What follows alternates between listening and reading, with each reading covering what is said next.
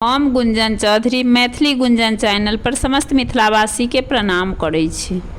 आई हम एकटा बेटा विवाह के बरियाती के गीत ल क उपस्थित छी। कोशिश करै छी जे ई गीत अहाँ सबके नीक लागत। कोने बाबा के आंगना गुलाब के गछिया, कोने बाबा आंगना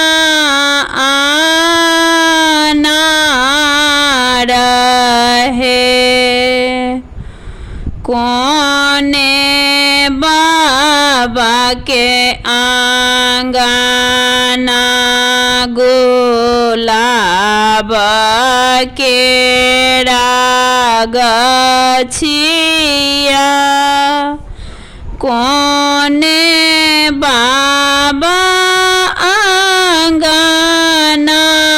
आना रहे, कोने बाबा पुत्र के जायत बरियातिया,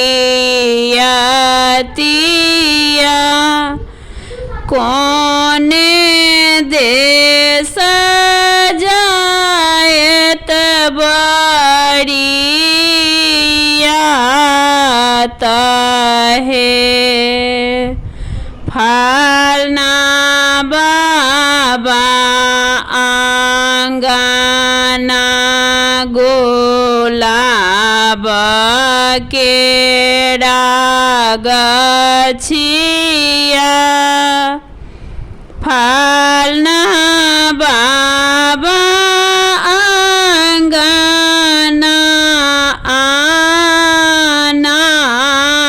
रहे, फलना बाबा कपुत्र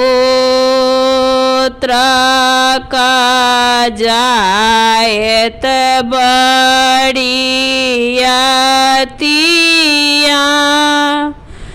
दूर देश जायत बरियात है, सब बरियातिया के लाले रंग धोतिया, सब रंगल सिर पाग है, फलना दुल्हा के घोना सिपाग शोभैना, ओहे थिक नबका जान